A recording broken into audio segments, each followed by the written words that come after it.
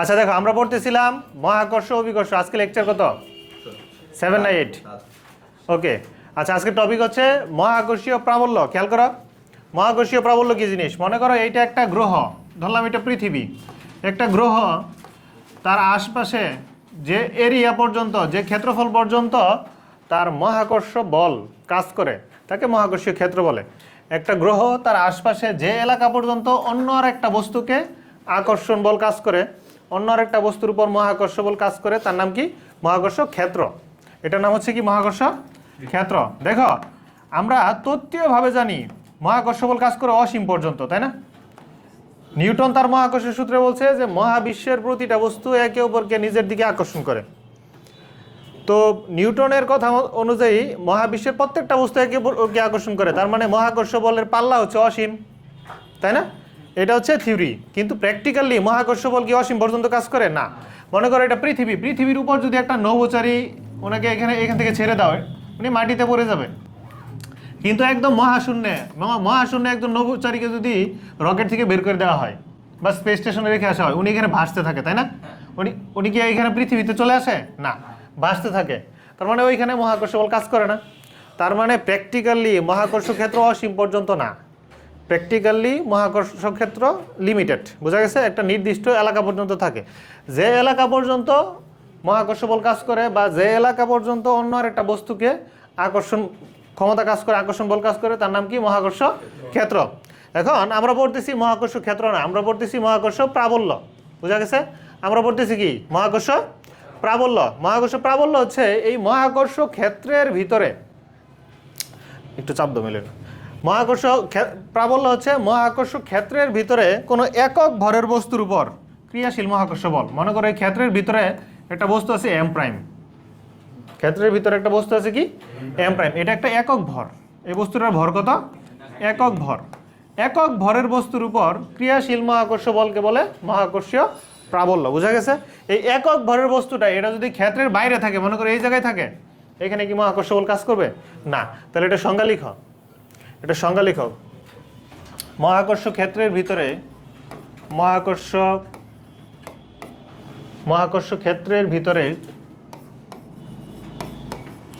ক্ষেত্রের ভিতরে একক ভরের কোনো বস্তুর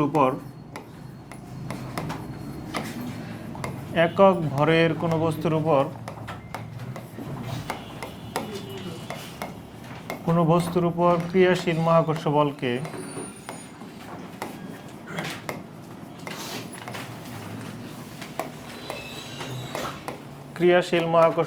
মহাকর্ষীয় প্রাবল্য বলে।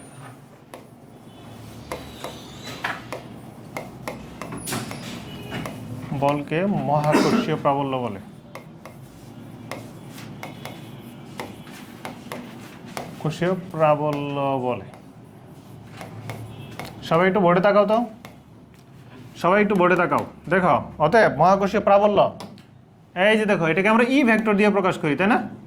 মহাকর্ষীয় প্রাবল্যকে কি দিয়ে প্রকাশ করি? E vector. বলো ই ভেক্টর সমান কি হবে? এখানে বলা হচ্ছে একক ভরের বস্তুর উপর, তাহলে একক ভরের যে বস্তুটা এম প্রাইম, এটা কই থাকবে? নিচে, তাই না? এম প্রাইমের মান কত? 1 একক। এটা একক ভরের বস্তু, এটার উপর ক্রিয়াশীল মহাকর্ষ বল, তাহলে এফ ভেক্টর কই থাকবে? উপরে। বুঝা গেছে? তাহলে এটার ইউনিট কি বলো তো? মহাকর্ষ বলের ইউনিট কি? নিউটন পার কেজি। লিখো এটার ইউনিট হচ্ছে, বলের একক হচ্ছে নিউটন, তাই না? এই যে বলের একক হচ্ছে নিউটন, ভরের একক হচ্ছে কেজি। তাহলে এটার ইউনিট হচ্ছে নিউটন পার কেজি।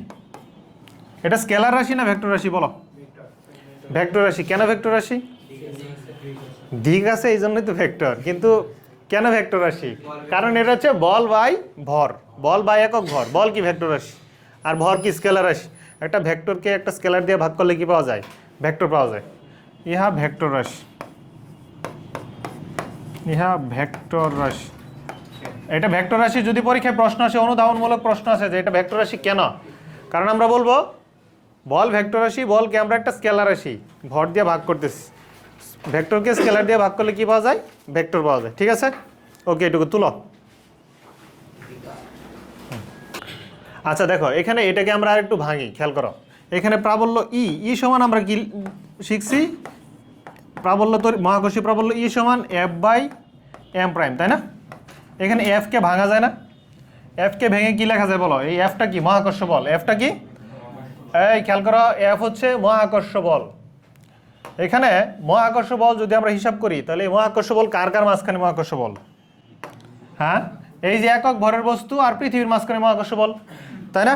তাহলে যদি আমরা ডিস্টেন্স নেই তাহলে ডিস্টেন্স কার কার মাঝখানে নিব? পৃথিবীর ভরকেন্দ্র থেকে একক ভরের বস্তুর ভরকেন্দ্র পর্যন্ত, তাই না? মানে মহাকর্ষ বল হিসাব করার সময় দূরত্ব নিতে হয় ভরকেন্দ্র থেকে ভরকেন্দ্র পর্যন্ত, ঠিক আছে? তাহলে দেখো এখানে যেহেতু এই একক ভরের বস্তুটা মহাকর্ষ ক্ষেত্রের ভিতরে আছে, তাহলে তাদের মধ্যে কি কাজ করে? মহাকর্ষ বল। তাহলে আমরা এরকম লিখতেই পারি যে এফ এর পরিবর্তে মহাকর্ষ বলের সূত্র লিখব। মহাকর্ষ বলের সূত্র কি হবে? G m1 m2 by R square. একটা এম ক্যাপিটাল এম আর একটা কি এম প্রাইম, এটা হচ্ছে ক্যাপিটাল এম আর একটা কি M prime by R square. বুঝা গেছে? G M prime by R square, বুঝছো? এটা হচ্ছে মহাকর্ষ বল। আর নিচে কি আছে? এম প্রাইম আছে, আগে থেকে নিচে কি আছে? এম প্রাইম আছে। তাহলে এম প্রাইম চলে যাবে না? এম প্রাইম চলে যাবে। তাহলে জি এম বাই কি থাকে বলো তো? R square. G M by R square, বুঝা গেছে? অথবা এই এম এর মান কত? এক একক। এম এর মান কত? এম এর মান যদি 1 বসায় দেই অটোমেটিক বাদ বাকি এম চলে যাবে, বুঝা গেছে? তাহলে তড়িৎ মহাকর্ষ প্রাবল্য ই সমান আমরা ফাইনালি কি পাচ্ছি? G M by R square, বুঝছো এটুকু? তাহলে এই সূত্র মনে রাখতে হবে, তুলো এটা মুখস্থ রাখবা। এখানে আরেকটা বিষয় একটু খেয়াল করো, এটা কি ভেক্টর রাশি? এটা কি? তো আমরা যে বিন্দুতে মহাকর্ষ প্রাবল্য বের করব ওই বিন্দুতে কি বস্তু থাকার দরকার আছে? মনে করো এটা পৃথিবী, এই যেদিকে তাকাও, এটা পৃথিবী অথবা মঙ্গল। তো এই পৃথিবীর কেন্দ্র থেকে একটা নির্দিষ্ট ডিস্টেন্সে এ বিন্দুতে তোমাকে মহাকর্ষীয় প্রাবল্য বের করতে বললাম। এটা যে কোনো একটা গ্রহ, পৃথিবী হতে পারে, চাঁদ হইতে পারে, উপগ্রহ হইতে পারে, মঙ্গল হইতে পারে। এইখান থেকে এ বিন্দুতে একটা নির্দিষ্ট দূরত্বে তোমাকে মহাকর্ষীয় প্রাবল্য বের করতে বলছি। ওই এ বিন্দুতে কি ভর থাকার দরকার আছে? না। এখানে আমরা মনে মনে কনসিডার করবো কি একক ভর আছে, কিন্তু একক ভর তো একটু পরে কেটে যায়, তাই না? এখানে ভর হিসাব হবে কোনটা? ওই পৃথিবীর ভর বা ওই গ্রহের ভর, ঠিক আছে? তোমাকে যদি বলি এখান থেকে বি বিন্দুতে, বি দূরত্বে একটা বস্তু আছে, এখান থেকে নির্দিষ্ট দূরত্বে বি বিন্দুতে মহাকর্ষীয় প্রাবল্য বের করো, তাহলে কি বি বিন্দুতে ভর থাকার দরকার আছে? না। বুঝা গেছে? তাহলে একটা নির্দিষ্ট গ্রহের জন্য ভিন্ন ভিন্ন বিন্দুতে মহাকর্ষীয় প্রাবল্য কি ভিন্ন ভিন্ন। বুঝা গেছে? মহাকর্ষীয় প্রাবল্য কি রাশি? ভেক্টর রাশি। ভেক্টর রাশির ক্ষেত্রে যদি 2-3টা ভেক্টর থাকে তখন কি আমরা ডিরেক্ট যোগ বিয়োগ করবো না লব্ধি সূত্র অ্যাপ্লাই করবো? লব্ধির সূত্র। বুঝো নাই? আমরা স্থির তড়িৎ অধ্যায়ে তড়িৎ প্রাবল্য নিয়ে পড়ছিলাম যে এরকম একটা বর্গক্ষেত্রের 4টা বিন্দুতে প্রাবল্য বের করতে বলে, 4টা বিন্দুতে 4টা প্রাবল্য বের করতে বলে। বের করলে আমরা কি লব্ধি প্রাবল্য বের করি না? তো এখানে লব্ধি সূত্র হবে। 2-3টা প্রাবল্য থাকলে আমরা এই যে লব্ধি সূত্র শিখছো না ভেক্টর অধ্যায়ে, যে পি আর কিউ যদি 2টা ভেক্টর থাকে তখন সামান্তরিক সূত্রের সাহায্যে লব্ধি নির্ণয় করা হয়। মনে আছে? R equal √r p square Q square 2pq cos alpha. বুঝা গেছে? আচ্ছা, নেক্সট টপিক লেখো, মহাকর্ষীয় বিভব। নেক্সট টপিক হচ্ছে মহাকর্ষীয়, এটাকে মুছে দিলাম। হ্যাঁ, কি তুলতেছো? আচ্ছা দেখো, এরপরে টপিক হচ্ছে মহাকর্ষীয় বিভব বা গ্র্যাভিটেশনাল পটেনশিয়াল বলে এটাকে, ঠিক আছে? আবার আমরা আগের মতো একটা পৃথিবী কল্পনা করলাম। এই যে দেখো, এটা হচ্ছে একটা পৃথিবী বা যে কোনো গ্রহ চিন্তা করতে পারো। তো এটা হচ্ছে পৃথিবী। পৃথিবীর আশপাশে একটা নির্দিষ্ট এলাকা পর্যন্ত, খেয়াল করো, পৃথিবীর আশপাশে একটা নির্দিষ্ট এলাকা পর্যন্ত কি কাজ করে বলো তো? মহাকর্ষীয় ক্ষেত্র। পৃথিবীর আশপাশে বা যে কোনো গ্রহের আশপাশে একটা নির্দিষ্ট এরিয়া পর্যন্ত কি কাজ করে? মহাকর্ষীয় ক্ষেত্র। মহাকর্ষীয় ক্ষেত্রের ভিতরে মহাকর্ষ বল পাওয়া যায়, মহাকর্ষীয় ক্ষেত্রের বাইরে কি মহাকর্ষ বল টের পাওয়া যায় না। বুঝা গেছে? এখন আমরা অসীম দূর থেকে একটা একক ভরের বস্তুকে টার্গেট করলাম। এই যে এই বস্তুটা, এই পৃথিবী নামক গ্রহ, এটার ভর হচ্ছে ক্যাপিটাল এম, এবং অসীম দূরে একটা বস্তু আছে এম প্রাইম। এই বস্তুটা কোথায় আছে? অসীম দূরে। এই এম প্রাইম বস্তুটা এটা আছে একক ভরের বস্তু। এম প্রাইম ভরের যে বস্তু, এটা হচ্ছে একক ভরের একটা বস্তু। এটা কোথায় আছে? অসীম দূরে আছে। বুঝছো? অসীম দূর থেকে একক ভরের বস্তুকে টেনে মহাকর্ষীয় ক্ষেত্রের ভিতরে যে কোনো জায়গায় আনলে যে কাজ হয় তাকে বলে মহাকর্ষীয় বিভব। একক ভরের একটা বস্তুকে অসীম দূর থেকে টেনে মহাকর্ষীয় ক্ষেত্রের ভিতরে যে কোনো বিন্দুতে আনতে যে কাজ হয় তার নাম কি? মহাকর্ষীয় বিভব। মনে করো কেউ একজন এই পর্যন্ত আনছে, তার জন্য যতটুকু বিভব, কেউ একজন এইখান থেকে এই পর্যন্ত আনছে, তার জন্য বিভব সেম, মানে যে কোনো বিন্দুতে আনলেই হবে। বুঝা গেছে? ফিগার তোলো। ফিগার তোলো। এটা হচ্ছে এম প্রাইম, এটা কত দূরত্বে আছে? অসীম দূরে। এটা আছে অসীম দূরে, ইনফাইনাইট ডিস্টেন্স, অসীম দূর, অসীম দূরে আছে এটা। হ্যাঁ, এই যে ইনফাইনাইট ডিস্টেন্স। তো দেখো অসীম দূর থেকে একক ভরের বস্তুকে টেনে আমরা মহাকর্ষীয় ক্ষেত্রে কোনো বিন্দুতে নিয়ে আসলাম, এই যে এই বিন্দুতে নিয়ে আসছি। এটা হচ্ছে যে আমাদের এম প্রাইম, তাই না? সংজ্ঞা লিখাও। অসীম দূর থেকে, অসীম দূর থেকে একক ভরের কোনো বস্তুকে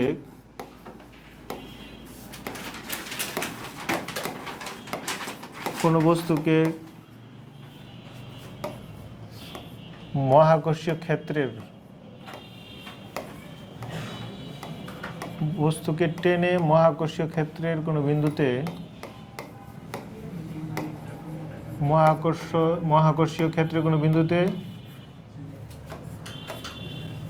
আনতে যে কাজ হয়,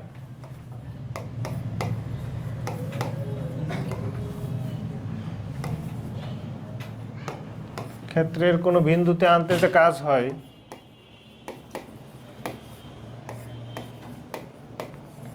তাকে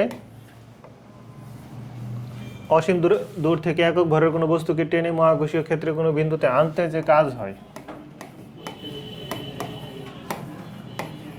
হয় তাকে মহাকর্ষীয় বিভব বলে।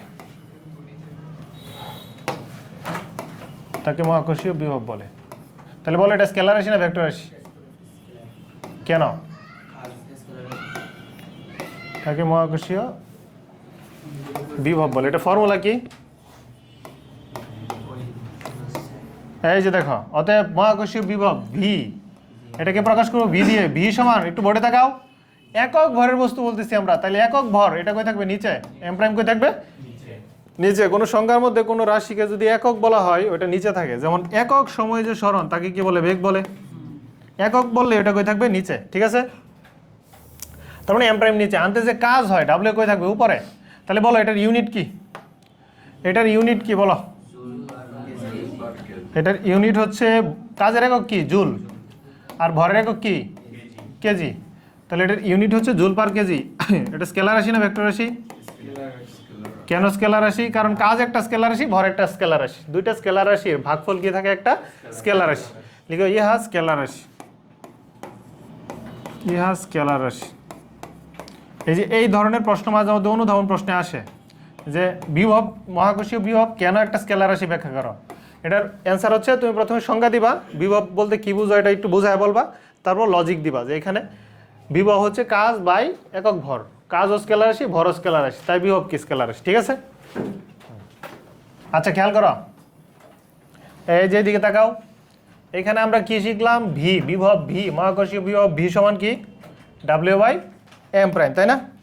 এবার এটাকে আমরা একটু কাজ করবো, এটাকে একটু মডিফাই করব। মনোযোগ দাও। এখানে দেখো আমরা বলতেছি একক ভরের বস্তুর উপর, একক ভরের বস্তুকে অসীম দূর থেকে টেনে আনতে যে কাজ হয় এটার নাম কি? মহাকর্ষীয় বিভব।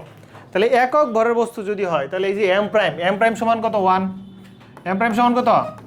1। তাহলে আমরা এরকম লিখতেই পারি যে এখানে একক ভরের বস্তুর ক্ষেত্রে, এখানে একক ভরের বস্তুর ক্ষেত্রে যদি এম প্রাইমকে আমরা 1 বলি, বস্তুর ক্ষেত্রে ভি সমান কি লেখা যায়? ডাব্লিউ। ভি সমান কি লেখা যায়?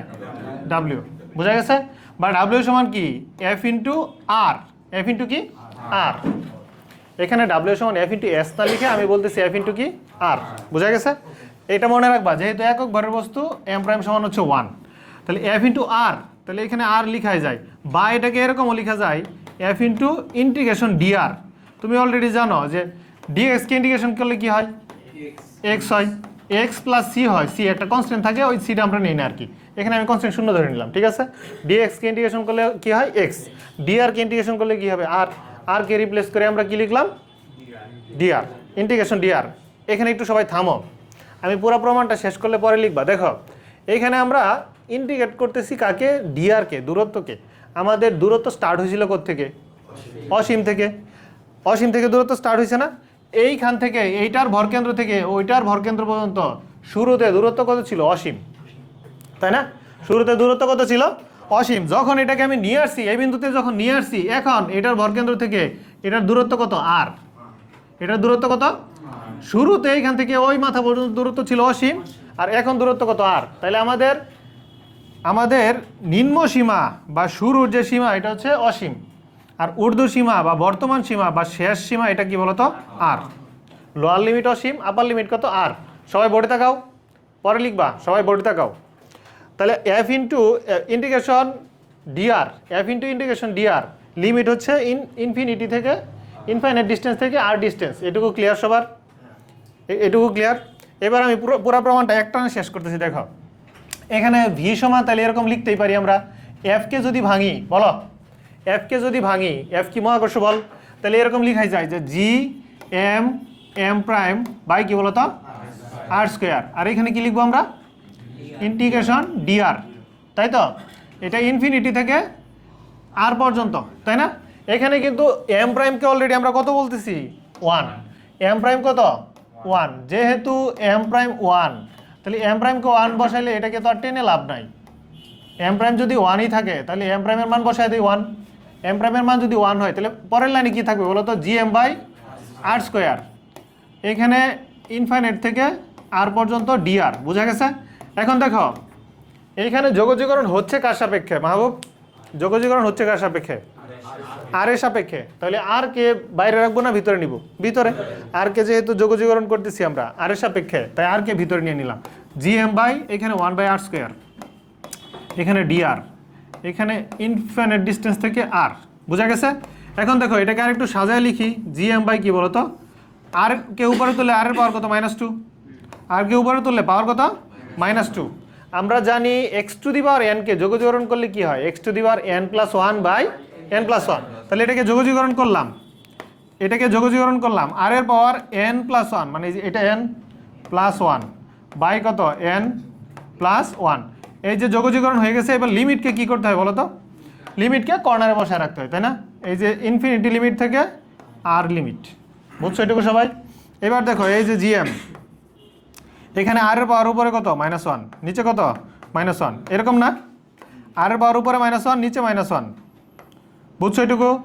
এবার দেখো আমরা -1কে সামনে নিয়ে নিলাম, -1কে আমরা সামনে নেই, তাহলে মাইনাস সামনে চলে গেল -GM। আর কে নিচে নামায় দেই, তাহলে 1 বাই কত থাকে, আর, এরকম থাকে না? এটুকু কি বুঝছো তোমরা? এই এখানে কারো কোনো কনফিউশন আছে? নাই? তুলো এটুকু তুলো।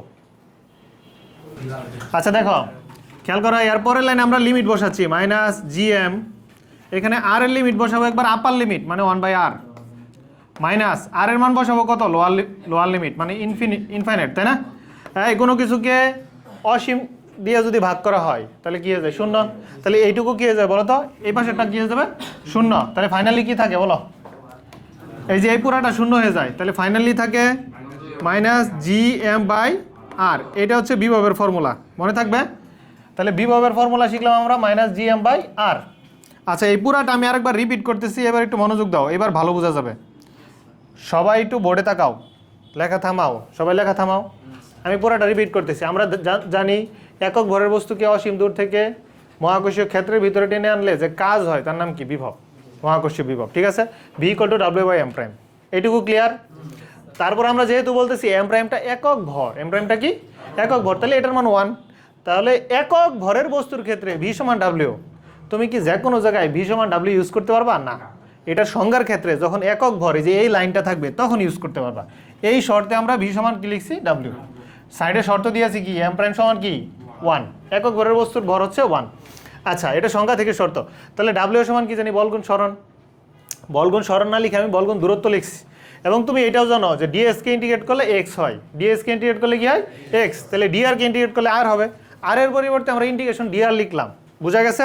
এখানে আমরা কাজ করতেছি অসীম দূর থেকে মহাকর্ষীয় ক্ষেত্রের ভিতরে। যখন অসীম দূরে থাকে তখন তার দূরত্ব কত, অসীম। যখন কাছাকাছি আসছে মহাকর্ষীয় ক্ষেত্রের ভিতরে তখন আমরা দূরত্ব ধরে নিছি r। তাই আমাদের লোয়ার লিমিট দিছি অসীম, আপার লিমিট কত, r। এইখানে অনেকের প্যাচ লাগে যে মনে হইতে পারে যে এইখানে এটা লোয়ার লিমিট কিন্তু এটার মান বড়, আবার আপার লিমিটের মান কি ছোট। লোয়ার লিমিট এটার মান কি ছোট হয়ে গেছে না, বড় হয়ে গেছে না? অসীম মানটা বড়। লোয়ার না আপার এটা ডিপেন্ড করে কাজ কোথা থেকে শুরু, কাজ কোথায় শেষ। যেখান থেকে শুরু এটা লোয়ার, মান বড় থাক বা ছোট থাক, যেখান থেকে কাজ শুরু এটা কি লোয়ার, কাজ যেখানে শেষ এটা কি আপার লিমিট। বোঝা গেছে? এরপরে এই যে দেখো, এই কথা বলতেছো কেন, এইখানে এই বলটা হচ্ছে মহাকর্ষ বল, তাই ফর্মুলা বসাইছি G M M prime by R square. এই এম প্রাইম সমান কি ছিল 1, তো এটাকে আমরা 1 বসাই দিচ্ছি। তাহলে ফাইনালি বাইরে কি থাকে, G M by R square, ভিতরে থাকে ইন্টিগ্রেশন ডিআর। ঠিক আছে? এবার এই আর এর সাপেক্ষে যেহেতু যোগজীকরণ হচ্ছে, আর স্কোয়ারকে আমরা ভিতরে নিয়ে নিচ্ছি, 1 বাই আর স্কোয়ার।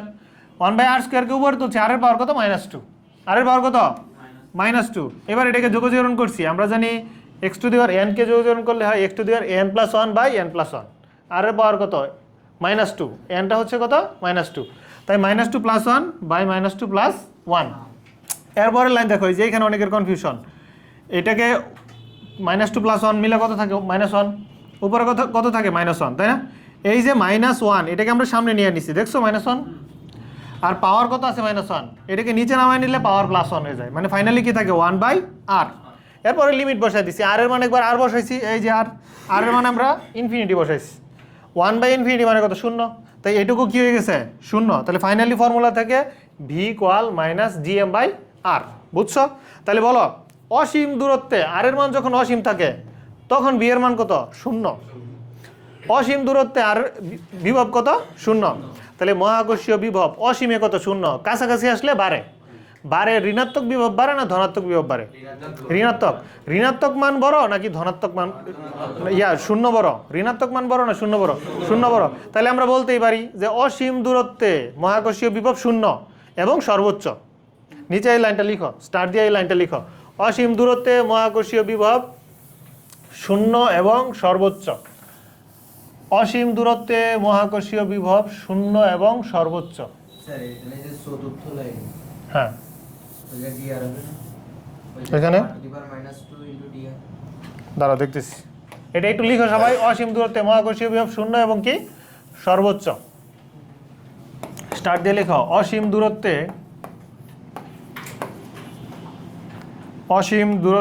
মহাকর্ষীয় বিভব 0 এবং সর্বোচ্চ, 0 এবং সর্বোচ্চ। আচ্ছা, এবার একটু খেয়াল করো, এই নাইম কি বলছিলাম শেষ থেকে 4 নাম্বার, এটা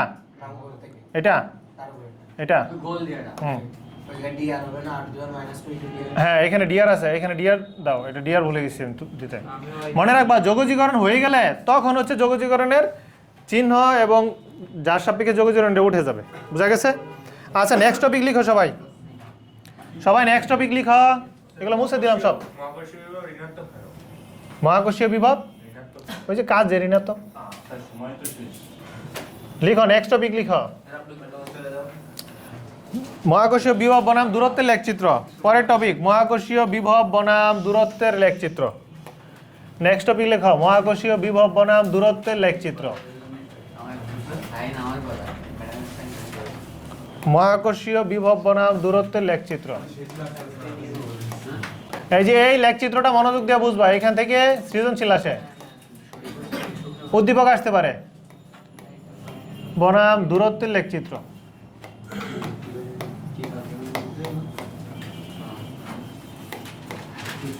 এই খেয়াল করো, এই যে এটা আমি বিভবের অক্ষ নিলাম, এই অক্ষটা বিভবের, এটা মূল বিন্দু, এটা দূরত্ব। এটা দেখো, আমরা কিন্তু অলরেডি জানি অসীমে বিভব কত 0, অসীমে বিভব যতই কাছে আসবো বিভব বাড়বে, ধনাত্মক বিভব বাড়বে না ঋণাত্মক? ঋণাত্মক। তাহলে এই যে অসীম দূরত্বে বিভব 0, তো এই অসীম থেকে যতই কাছে আসবো আমাদের ঋণাত্মক বিভব বাড়বে। উপরের দিকে যদি ধনাত্মক হয়, নিচের দিকে বিভব কি ঋণাত্মক না? উপরের দিকে ধনাত্মক হলে নিচের দিকে বিভব ঋণাত্মক। বোঝা গেছে? অসীম দূরে, অসীমে যদি যায় বিভব 0 হয়ে যাবে, কাছে আসলে ঋণাত্মক বিভব বাড়বে। বোঝা গেছে? নেক্সট টপিক লেখো, মহাকর্ষ বল দ্বারা কৃত কাজ।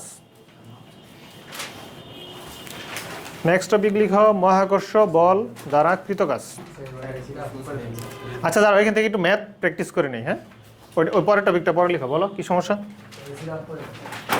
নাইম বলো। আচ্ছা দেখো, এখানে বলা হচ্ছে সূর্য ও পৃথিবীর ভর দেয়া আছে, পৃথিবী থেকে সূর্যের দূরত্ব দেওয়া আছে, তাই না? সূর্য ও পৃথিবীর সংযোগ রেখার মধ্যবিন্দুতে বিভব কত? এই যে এটা ধরলাম সূর্যের ভর দেওয়া আছে, সূর্যের ভর ধরলাম ক্যাপিটাল এম, এটা 2 × 10⁻30 কেজি।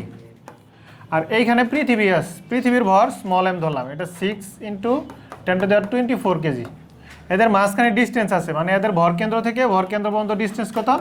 1.5 × 10⁻11 মিটার। বুঝছো? আমাকে বলছে এদের মধ্যবিন্দুতে, খেয়াল করো, মধ্যবিন্দুতে মানে অর্ধেক ডিস্টেন্সে বিভব বের করতে। তাহলে এটার জন্য একবার বিভব বের করবো, এটার নাম দিব V1, এই বিভবের নাম কত দিব? V2। তাহলে দেখো V1 ইকুয়াল কি লিখবো? -G capital M by R। বলো তো R এর মান কত হবে? এটার অর্ধেক, 1.5 × 10⁻11 এর অর্ধেক। 1.5 কে 2 দিয়ে ভাগ করলে কত হয়? 0.75। আর এর মান কত হবে? এই যে এখানে যে R, এই যে R, এই R এর মান হবে 0.75 × 10⁻11, মানে 1.5 কে আমি অর্ধেক করলাম, পাওয়ার তো সেম থাকবে। তাহলে এই যে -6.673 10⁻11 ইন্টু ভরের মান 2 × 10⁻30 কেজি বাই আর এর মান 0.75 × 10⁻11, কত আসে রেজাল্ট?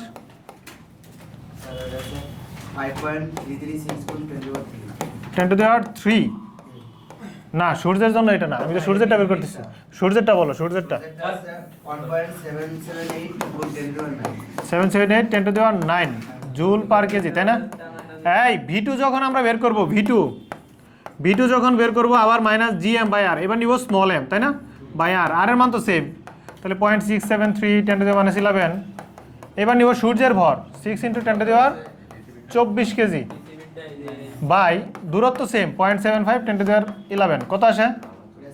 -5.336 10⁻3। এই দুইটা যোগ করো তো কত আসে? অতএব V1 + V2 যোগ করলে এই রেজাল্টটাই আসে, তাই না? -1.778 10⁻9। এই খেয়াল করো, এখানে মনে হচ্ছে যে এই মানটাই আসছে, কারণ কি দেখো তো, কারণ এই পাওয়ার দেখো 9, এটার পাওয়ার কত? আর এটার পাওয়ার মাত্র 3। এটার তুলনায় এটা অনেক ছোট, এটার তুলনায় এটা কি অনেক ছোট, এই জন্য যোগ করলেও আগের মানটাই আসে। বুঝছো? বোঝা গেছে এটা? আরেকটা ম্যাথ দিচ্ছি, এটা করো, বুঝাই দে, দেখো এটা বুঝাই দে, এটা বাসা থেকে হোমওয়ার্ক করে নিয়ে এসো। খেয়াল করো, এখানে সূর্যের ভর কি আছে? সূর্যের ভর আর পৃথিবীর ভর আছে। এই যে সূর্যের ভর, এটাকে ধরলাম ক্যাপিটাল এম, এই যে সূর্যের ভর হচ্ছে ক্যাপিটাল এম, ঠিক আছে? পৃথিবীর ভর দেওয়া আছে স্মল এম ধরলাম, এগুলো দেওয়া আছে। এদের সংযোগকারী যে রেখা বা এদের দূরত্ব দেওয়া আছে না?